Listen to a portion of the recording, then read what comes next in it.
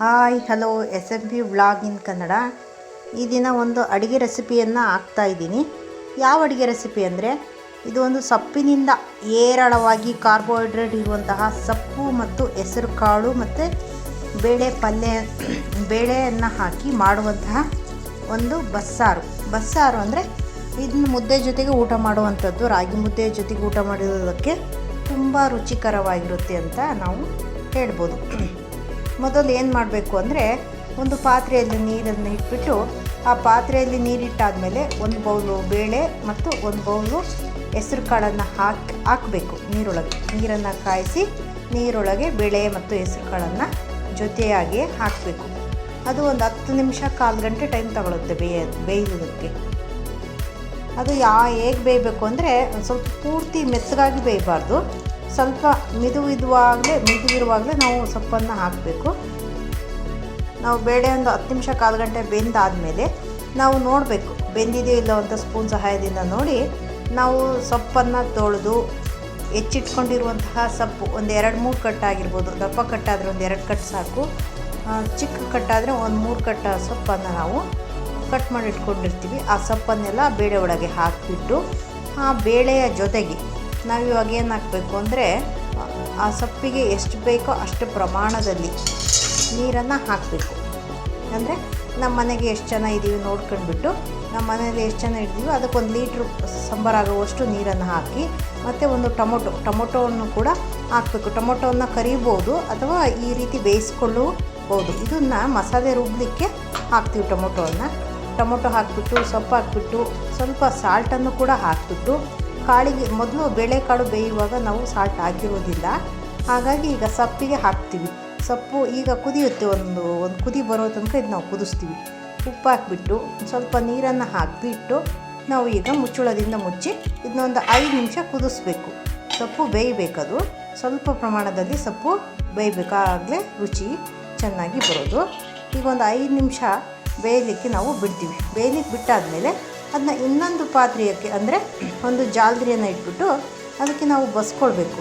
ಅಂದರೆ ಕಾಳು ಮತ್ತು ನೀರನ್ನು ಸಪ್ರೇಟ್ ಮಾಡಬೇಕು. ಆವಾಗ ಏನು ಮಾಡಬೇಕು ಅಂದರೆ, ಒಂದು ಜಾಲ್ರಿ ಪುಟ್ಟಿಯನ್ನು ಇಟ್ಕೊಂಡು ಈ ರೀತಿ ಇಲ್ಲಿ ಹಾಕಿದ್ದೀನಲ್ಲ, ಈ ರೀತಿ ನಾವು ಅದನ್ನ ಬಸ್ಬಿಟ್ಟು ಸಪ್ರೇಟ್ ಮಾಡ್ತೀವಿ. ಕಾಳು ಸಪ್ರೇಟ್ ಮತ್ತು ಆ ಕೆಳಗಿರ್ತಕ್ಕಂಥ ನೀರನ್ನು ಕೂಡ ಸಪ್ರೇಟ್ ಮಾಡಿಬಿಟ್ಟು ಆ ಬೆಂದಿರುವಂಥ ಟೊಮೊಟೊನ ಮಿಕ್ಸಿ ಜಾರಿಗೆ ಹಾಕ್ಕೊಳ್ಬೇಕು. ಮಿಕ್ಸಿ ಜಾರಿಗೆ ಹಾಕ್ಕೊಳ್ಳೋದು ಯಾಕೆ ಅಂದರೆ, ಅದನ್ನ ರುಬ್ಬಲಿಕ್ಕೆ. ಈ ಕಾಳನ್ನು ಕೂಡ ಡ್ರೈ ಆಗಲಿ, ಅಂದರೆ ಹಸಿ ಮುದ್ದೆ ಥರ ಇರ್ತವೆ, ಅವನ್ನ ಒಂದು ಸೈಡಿಗೆ ಇಟ್ಬಿಟ್ಟು ಈ ಕಾಳಿನ ಕೆಳಗೆ ಬಂದಿರತಕ್ಕಂಥ ನೀರು, ಅಂದರೆ ಆ ಬೇಯಿಸಿದ ಕಾಳು ಮತ್ತು ಸೊಪ್ಪಿನ ನೀರನ್ನು ಇನ್ನೊಂದು ಪಾತ್ರೆಗೆ ಟ್ರಾನ್ಸ್ಫರ್ ಮಾಡಿಬಿಟ್ಟು ನಾವು ಮಸಾಲೆಗೆ ಏನೇನು ಬೇಕು ರುಬ್ಬಲಿಕ್ಕೆ ಅದನ್ನ ರೆಡಿ ಮಾಡ್ಕೊಳ್ಳೋಣ. ಈಗ ಮಸಾಲೆಗೆ ಮೊದಲು ಕರಿಬೇವನ್ನು ಹಾಕಿ ಅದನ್ನು ಕೂಡ ಫ್ರೈ ಮಾಡಬೇಕು. ಕರಿಬೇವನ್ನು ನಿಧಾನವಾಗಿ ಫ್ರೈ ಮಾಡಿಕೊಂಡು ಅದಕ್ಕೊಂದು ಸ್ವಲ್ಪ ಕರಿಬೇವಿಗೆ ಈಗ ಡ್ರೈ ಕರಿಬೇವನ್ನು ಫ್ರೈ ಮಾಡಿ ಒಂದು ಸ್ವಲ್ಪ ಎಣ್ಣೆಯನ್ನು ಹಾಕಿಬಿಟ್ಟು ಆ ಎಣ್ಣೆ ಒಳಗೆ ನಾವು ಈರುಳ್ಳಿ ಮತ್ತು ಹಸಿ ಶುಂಠಿ, ಸ್ವಲ್ಪ ಒಂದು ದೊಡ್ಡ ಗೆಡ್ಡೆ ಆದರೆ 1 ಗೆಡ್ಡೆ, ಚಿಕ್ಕ ಗಡ್ಡೆ ಆದರೆ 2 ಗೆಡ್ಡೆ, ಮತ್ತು ಖಾರಕ್ಕೆ ತಕ್ಕನಾಗಿ 2 ಬೇಕು. ಖಾರ ಇದ್ದರೆ ತುಂಬ ಖಾರ ಇದ್ದರೆ 2, ಕಡಿಮೆ ಮೀಡಿಯಮ್ ಖಾರ ಇದ್ದರೆ 3 ಮೆಣಸಿನ್ಕಾಯಿ, ಒಂದು ಈರುಳ್ಳಿಗಡ್ಡೆಯನ್ನು ಇಟ್ಟು ಈರುಳ್ಳಿಗಡ್ಡೆ ಹಾಗೆ 1 ಇಂಚು ಶುಂಠಿಯನ್ನು ನಾನು ಫ್ರೈ ಮಾಡಲಿಕ್ಕೆ ಹಾಕ್ತೀನಿ. ಬಾಂಡಲಿ ಒಳಗೆ ಹಾಕಿ ಅದನ್ನು ಸ್ವಲ್ಪ ಮಧ್ಯಮ ಉರಿಯಲ್ಲಿ ಫ್ರೈ ಮಾಡಬೇಕು. ಅದೇನು ಕದಲ್ಲ ಅಂದರೆ ರುಬ್ಬಲಿಕ್ಕೆ ಕೆಳಗೆ ಬಂದಿರತಕ್ಕಂಥ ನೀರಿಗೆ ನಾವು, ಅಂದರೆ ಸೊಪ್ಪಿನ ಮತ್ತು ಕಾಳು ಬೇಳೆಯ ಆ ನೀರಿಗೆ ನಾವು ಸಾಂಬಾರು ಮಾಡಲಿಕ್ಕೆ ನಾವು ಏನು ಮಾಡ್ಕೋಬೇಕು ಅಂದರೆ, ಮಸಾಲೆಯನ್ನು ತಯಾರಾಗಿ ಮಾಡ್ಕೊತಾ ಇದ್ದೀವಿ. ಆ ಮಸಾಲೆಗೆ ಮತ್ತೆ ಈರುಳ್ಳಿ, ಮೆಣಸಿನ್ಕಾಯಿ, ಕರಿಬೇವು, ಶುಂಠಿ ಹಾಕಿದ್ಮೇಲೆ ಸ್ವಲ್ಪ ಹೊಣೆಕೊಬ್ಬರಿ ಹಾಕಬೇಕು. ಹಾಗೆ ಸ್ವಲ್ಪ ಸ್ಪೂನಲ್ಲಿ ಜೀರಿಗೆ ಹಾಕಬೇಕು, 2 ಸ್ಪೂನು ಕೊತ್ತಂಬರಿ ಕಾಳು, ಇಷ್ಟನ್ನು ಹಸಿಯೇ ಹಾಕಬೇಕು. ಕೊತ್ತಂಬರಿ ಕೂಡ ಹಸಿಯೇ ಹಾಕಬೇಕು. ಮತ್ತು ಆ ಕಟ್ಟೆಲಿರ್ತಕ್ಕಂಥ ಜೀರಿಗೆ ಆಗಿರ್ಬೋದು, ಕೊತ್ತಂಬರಿ ಕಾಳು ಆಗಿರ್ಬೋದು, ಬೆಳ್ಳುಳ್ಳಿ ಆಗಿರ್ಬೋದು, ಇದನ್ನು ಫ್ರೈ ಮಾಡೋ ಅವಶ್ಯಕತೆ ಇರೋದ್ರಿಂದ ಹಸಿಯೇ ಹಾಕಬೇಕು. ಬಸ್ಸಾರಿಗೆ ಮಾತ್ರ. ಹೋಳಿಗೆ ಕಟ್ಟಿಗೆ ಮಾತ್ರ ಫ್ರೈ ಮಾಡ್ತೀವಿ. ಬಸ್ಸಾರಿಗೆ ಹಾಗೆ ಹಸಿಯೇ ಹಾಕಿರೋದ್ರಿಂದ ಚೆನ್ನಾಗಿರುತ್ತೆ.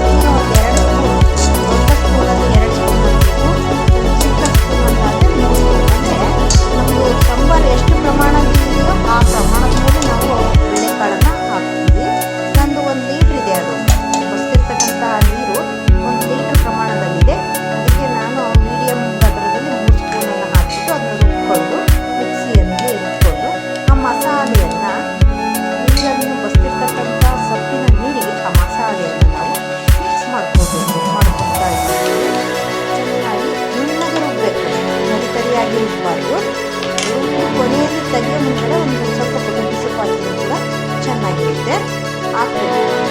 ಹಾಕಿ ಈ ರೀತಿ ಬರುತ್ತೆ. ಮುದ್ದೆ ಊಟ ಮಾಡೋದಕ್ಕೂ ಚೆನ್ನಾಗಿರುತ್ತೆ. ಇದರ ಜೊತೆಗೆ ಈಗ ಹುಣಸೆ ಹುಳಿಯನ್ನು ಒಂದು 4-5 ಸ್ಪೂನ್ ಹುಣಸೆ ಹುಳಿಯನ್ನು ಕೂಡ ನಾನು ಸೇರಿಸಿಟ್ಕೊಂಡಿದ್ದೀನಿ. ಆ ಹುಣಸೆ ಹುಳಿಯನ್ನು ಕೂಡ ಈ ಸಂಬೆ ಒಳಗೆ ಹಾಕಿ ಒಗ್ಗರಣೆ ಇಲ್ಲ ಹಸಿ ಸಾಂಬಾರನ್ನೇ ಊಟ ಮಾಡಬೇಕು. ತುಂಬ ಚೆನ್ನಾಗಿ ಟೇಸ್ಟ್ ಇರುತ್ತೆ. ಮಾಡಿ ನೋಡಿ, ತುಂಬ ಚೆನ್ನಾಗಿ ಟೇಸ್ಟ್ ಬರುತ್ತೆ. ಇದೇ ರೀತಿ ಮಾಡಿ, ಇದೇ ಮೆಜರ್ಮೆಂಟಲ್ಲಿ ತುಂಬ ಚೆನ್ನಾಗಿ ಬರುತ್ತೆ ಸೊಪ್ಪಿನ ಬಸ್ಸಾರು ಇದು.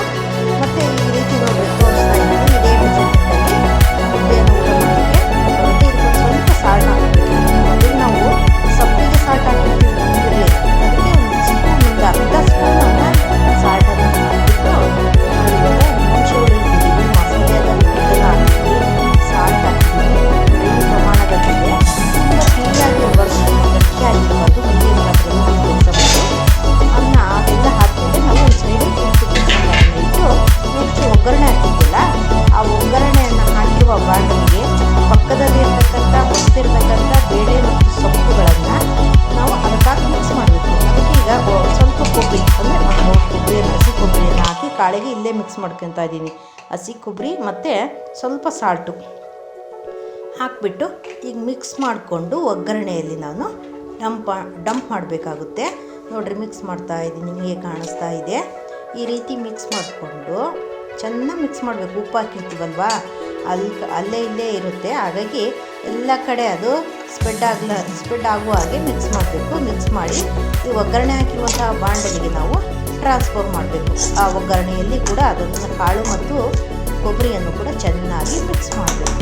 ಚೆನ್ನಾಗಿ ಮಿಕ್ಸ್ ಮಾಡಿದಾಗ ಟೇಸ್ಟ್ ತುಂಬ ಚೆನ್ನಾಗಿ ಬರುತ್ತೆ. ಕಾಳು ತಿನ್ನಲಿಕ್ಕೆ ಕೂಡ ಮುದ್ದೆಯ ಜೊತೆಗೆ ನಮಗೆ ಊಟ ಮಾಡಿ ಕೂಡ ಮುದ್ದೆಯನ್ನು ಊಟ ಮಾಡ್ತಾ ನಾವು ನೆಂಚ್ಕೊಳ್ಳೋಕ್ಕೆ ಕಾಳು ತುಂಬ ಚೆನ್ನಾಗಿರುತ್ತೆ. ಈ ನಿಂಬೆ ಹಣ್ಣನ್ನು ಮೇಲ್ಗಡೆ ತಟ್ಟೆಯಲ್ಲಾದರೂ ಇಟ್ಕೋಬೋದು. ಅಂದರೆ ತಟ್ಟೆಯಲ್ಲಿ ಸಾಂಬಾರು ಮುದ್ದೆ ಮತ್ತು ಕಾಳನ್ನು ಹಾಕಿಕೊಂಡಾಗಾದರೂ ಇಟ್ಕೋಬೋದು, ಇಲ್ಲಾಂದರೆ ನಾವು ಮೊದಲೇ ಇಡ್ಬೋದು. ಈ ರೀತಿ ಇಟ್ಕೊಂಡ್ರೆ, ತಟ್ಟೆ ಒಳಗೆ ಇಟ್ಕೊಂಡ್ರೆ ತುಂಬ ಹಸಿ ನಮಗೆ ನಿಂಬೆ ಹುಳಿಯ ಒಂದು ಸ್ವಾದ ನಮ್ಮ ಬಾಯಿಗೆ ಚೆನ್ನಾಗಿ ಬರುತ್ತೆ ಅಂತ ಹೇಳ್ಬೋದು. ಈ ರೀತಿ ನಾವು ತಯಾರು ಮಾಡಿಕೊಂಡಾಗ ಇದು ಮುದ್ದೆ ಜೊತೆಗೆ, ರಾಗಿಯ ಮುದ್ದೆ ಜೊತೆಗೆ ತುಂಬ ಚೆನ್ನಾಗಿರುತ್ತೆ. ನೀವು ಒಂದ್ಸರಿ ಟ್ರೈ ಮಾಡಿ ನೋಡಿ. ರಾಗಿ ಮುದ್ದೆ ಮಾಡೋದನ್ನು ಒಂದ್ಸರಿ ತೋರಿಸ್ತೀನಿ, ಒಂದು ವಿಡಿಯೋ ಹಾಕ್ತೀನಿ. ತುಂಬ ಚೆನ್ನಾಗಿರುತ್ತೆ ಟೇಸ್ಟು. ಇದಕ್ಕೆ ಬಸ್ಸಾರು ಅಂತ ಕರಿತೀವಿ, ಬಸ್ಸಾರು ಮುದ್ದೆ ಅಂತಲೂ ಕೂಡ ಕರೀತಾರೆ. ಹಳ್ಳಿ ಕಡೆಯಿಂದ ಉದುಕ ಅಂತಲೂ ಕೂಡ ಕರೀತಾರೆ. ಈ ಸಾಂಬಾರು ಎಲ್ಲರಿಗೂ ಇಷ್ಟವಾಗಿದೆ ಅಂತ ಭಾವಿಸಿದ್ದೀನಿ. ಇಷ್ಟವಾದರೆ ಲೈಕ್ ಮಾಡಿ, ಸಬ್ಸ್ಕ್ರೈಬ್ ಮಾಡಿ, ಶೇರ್ ಮಾಡಿ. ಹಾಗೆ ನಿಮ್ಮ ಮನೆಯಲ್ಲಿ ಕೂಡ ಇದೇ ರೀತಿ ಮಾಡಿಕೊಂಡು ಟೇಸ್ಟನ್ನು ನೋಡಿ. ತುಂಬ ಚೆನ್ನಾಗಿರುತ್ತೆ, ತುಂಬ ಕಾರ್ಬೋಹೈಡ್ರೇಟ್ ಇರುತ್ತೆ ಸೊಪ್ಪಿನಲ್ಲಿ ಅಂತ ಹೇಳ್ತಾ ಇವತ್ತಿನ ಈ ಮಾತು